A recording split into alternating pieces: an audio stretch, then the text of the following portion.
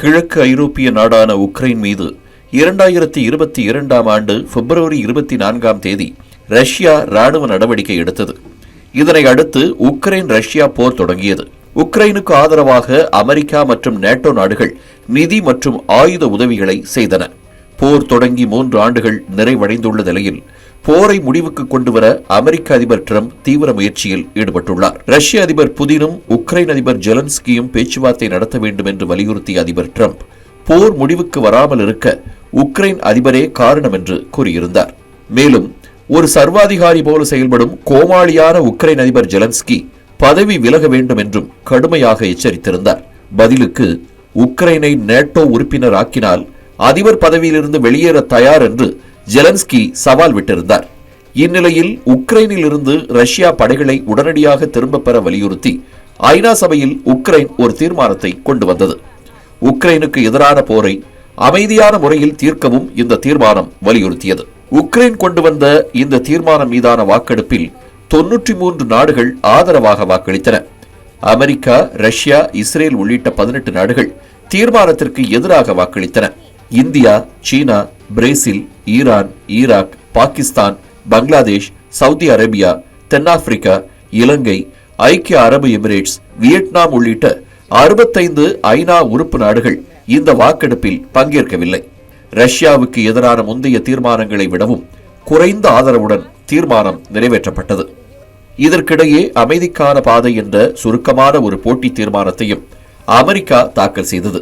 America கொண்டு வந்த தீர்மானத்திற்கு ஆதரவாக 93 நாடுகளும் எதிராக 8 நாடுகளும் வாக்களித்தன. இந்தியா உட்பட 73 நாடுகள் வாக்களிக்காமல் புறக்கணித்தன. அதிக ஆதரவுடன் ஐநா சபையில் அமெரிக்கா கொண்டு வந்த போட்டி தீர்மானம் ஏற்றுக்கொள்ளப்பட்டது. முன்னதாக உக்ரைன் மற்றும் நேட்டோ நாடுகளை தவிர்த்து சவுதி அரேபியா தலைநகர் ரியாத்தில் ரஷ்யாவுடன் நேரடி பேச்சுவார்த்தையை அமெரிக்கா நடத்தியது குறிப்பிடத்தக்கது. இந்நிலையில் வெள்ளை மாளிகையில் அதிபர் டிரம்பை சந்தித்த பிரான்ஸ் அதிபர் எம்மானுவேல் மேக்ரோன் உக்ரைன் போர் தொடர்பான அமைதி பேச்சுவார்த்தை முன்னேற்ற பாதையில் செல்வதாக பாராட்டியிருக்கிறார். மேலும் உக்ரைன் விவகாரத்தில் எந்த ஒரு அமைதி ஒப்பந்தமும் பாதுகாப்பு உத்தரவாதங்களுடன் இருக்க வேண்டும் என்றும் வலியுறுத்தியிருக்கிறார். ரஷ்யா உக்ரைன் போர் நிறுத்த உடன்பாட்டில் உக்ரைனில் ஐரோப்பிய அமைதி காக்கும் படைகள் இருக்க வேண்டும் என்பதை இரு நாட்டு தலைவர்களும் ஒப்புக்கொண்டனர். மேலும் உக்ரைனில் அமைதியை பராமரிப்பதற்கான செலவுகளை அமெரிக்காவுடன் சேர்ந்து ஐரோப்பிய நாடுகளும் பகிர்ந்து கொள்ள வேண்டும் என்று அதிபர் டிரம்ப் கூறியிருக்கிறார். வரும் நாட்களில் வெள்ளை மாளிகையில் அதிபர் டிரம்பை சந்திக்கும் பிரிட்டன் பிரதமர் கெய்ர் ஸ்டார்மர் இதுகுறித்து சம்மதம் தெரிவிப்பார் என்று எதிர்பார்க்கப்படுகிறது.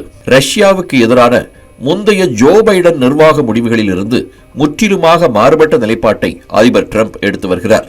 கடந்த 3 ஆண்டுகளில் உக்ரைனுக்கு சுமார் $300 பில்லியன் அமெரிக்கா போர் உதவியாக தந்திருக்கிறது. தேவையற்ற செலவுகளை குறைக்க முடிவு எடுத்துள்ள அதிபர் டிரம்ப் உக்ரைனுக்கு செலவு செய்வதை நிறுத்தியுள்ளார்.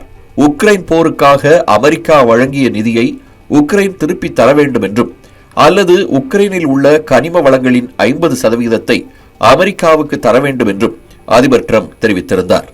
விரைவில் வெள்ளை மாளிகைக்கு சென்று அதிபர் டிரம்பை சந்திக்கும் உக்ரைன் அதிபர் ஜெலன்ஸ்கி கனிம வளங்கள் தொடர்பான ஒப்பந்தத்தில் கையெழுத்திடுவார் என்றும் அமெரிக்காவின் போர் நிறுத்த ஒப்பந்தத்தை நிபந்தனையின்றி ஏற்றுக்கொள்வார் என்றும் கூறப்படுகிறது. இதற்கிடையில் ஐரோப்பிய ஒன்றியமும் பிரிட்டனும் ரஷ்யா மீது புதிதாக பொருளாதார தடைகளை விதித்துள்ளன. இது கடந்த 3 ஆண்டுகளில் ரஷ்யா மீது விதிக்கப்படும் 16வது சுற்று தடைகளாகும்.